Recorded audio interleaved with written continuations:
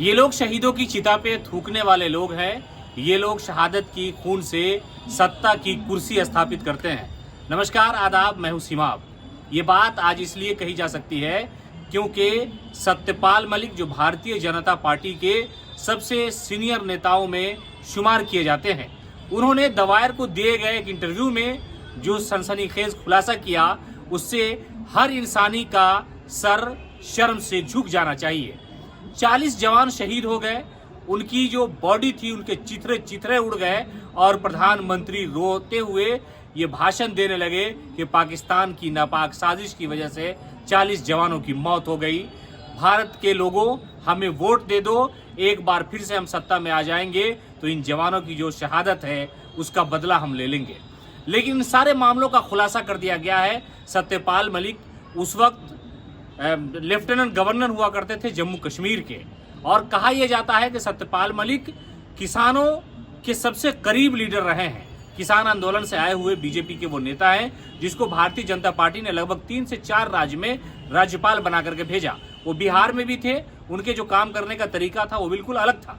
उन्होंने उन सारे मामलात को लेकर के खुलासा किया और एक पर्सनल इंटरव्यू में उन्होंने कहा कि जिस वक्त पुलवामा में हमला हुआ, 40 जवानों की शहादत की खबर आई, मैं परेशान हो गया था। उससे पहले उन लोगों ने, सेना के जो जिम्मेदार हैं, उन्होंने एयरक्राफ्ट की मांग की थी और बहुत ज़्यादा खर्च नहीं होना था। 4 से 5 एयरक्राफ्ट में सेना के वो जवान वहाँ से जा सकते थे, लेकिन मौजूदा सरकार ने इस बात को नकार दिया। और फिर जब हमला हुआ, हमला होने के बाद 40 जवान शहीद हो गए। यानी 40 ऐसी माँ, 40 ऐसी पत्नी, 40 ऐसी बहन जिसका घर, जिसका सुहाग सब कुछ उजड़ गया। उन सारे मामलों को लेकर के प्रधानमंत्री मोदी से जब हमने कहा कि हमसे गलती हुई है, चूक हो गई है, यानी सरकार की गलती है, तो उन्होंने कहा कि चुप रहो, खामोश रहो। इन सारे मामलों को लेकर के पाकिस्तान पर हमला करना है, पाकिस्तान पर हमला किया। प्रधानमंत्री मोदी ने चुनावी रैली में कहा, रोते हुए, भरी हुई आवाज में कहा कि देशवासियों, पुलवामा में जो लोग शहीद हुए हैं उनके खून के बदले हमें तुम वोट दे दो। आपको याद होगा कि जिस वक्त पुलवामा हमला हुआ उस वक्त मुल्क का माहौल क्या था। राजधानी पटना की बात अगर करें, जहां लोग बड़ी संख्या में जमा होते हैं, शाम का वक्त होता है, चारों तरफ से रास्ता जुड़ता है गांधी मैदान का वो कारगिल चौक, वहां पर मुसलमानों को खुलेआम गाली दी गई। यहां तक कि वो नौजवान अपनी पैंट की चैन खोल करके गाली दिया और एक समुदाय को, मुसलमानों को गाली दिया।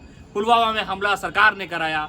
पुलवामा में जो जवान शहीद हो गए उसका खुलासा कर दिया गया है। सत्यपाल मलिक कोई मामूली आदमी नहीं है, वो कांग्रेस के एजेंट नहीं है, वो लेफ्ट के नेता नहीं है, बल्कि वो भारतीय जनता पार्टी के नेता है, पढ़े लिखे नेता है, राज्यपाल हैं। उन्होंने सीधे सीधे कहा है कि प्रधानमंत्री मोदी ने हमें कहा कि चुप रहो, शहीदों के लाश पे सियासत करनी है, पाकिस्तान को गाली देनी है। उस वक्त जो हालात थे, इस कारगिल चौक पर 10 दिनों तक नंगा नाच हुआ था, मुसलमानों को गाली दी गई।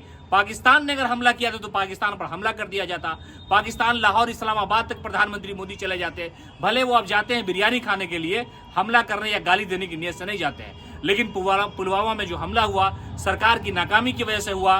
देश के मुसलमानों को इतनी भद्दी गालियां दी गई, कितने लोगों की दाढ़ियां नोच ली गई, कितने लोगों के सर से टोपी उतार लिया गया, कितनी मुसलमान माँ और बहनों को भद्दी इन हरामखोरों ने गाली दी। लेकिन आज सब के सब चुप है। सबकी देशभक्ति आज पिछवाड़े में निकल गई है।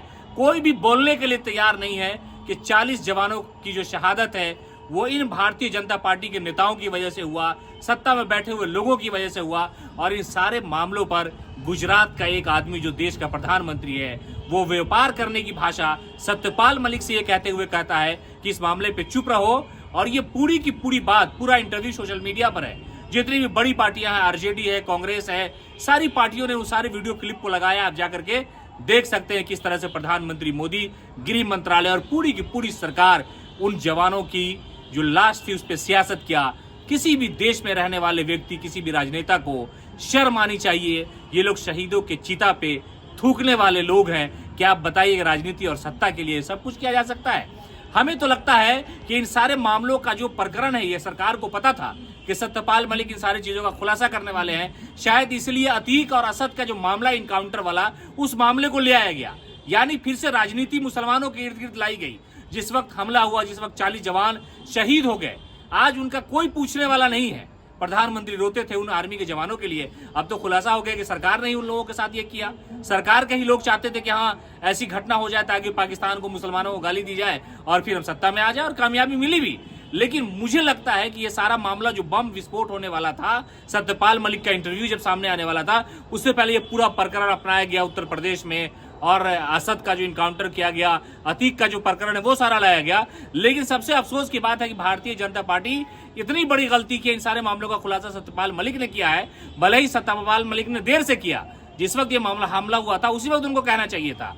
जब 370 हटा उस वक्त सत्यपाल मलिक जम्मू कश्मीर में जिम्मेदारी संभाल रहे थे, लेकिन उस वक्त भी उनको कहना चाहिए। लेकिन आज वो कह रहे हैं। लेकिन कांग्रेस के नेता को देखिए, एयर कंडीशन में, एसी में बैठे हुए लोग फेसबुक और ट्विटर पर लिख रहे हैं कि सत्यपाल मलिक ने जो कहा वो सच कहा, प्रधानमंत्री मोदी की तकरीर, और ये वो सब भाषण कर रहे हैं। अपोजिशन के लोग को प्रधानमंत्री की भाषा में जवाब देना चाहिए, सड़कों पर उतरना चाहिए कि जो नंगा नाच उस वक्त किया था उसके लिए प्रधानमंत्री को और सरकार को माफी मांगना चाहिए।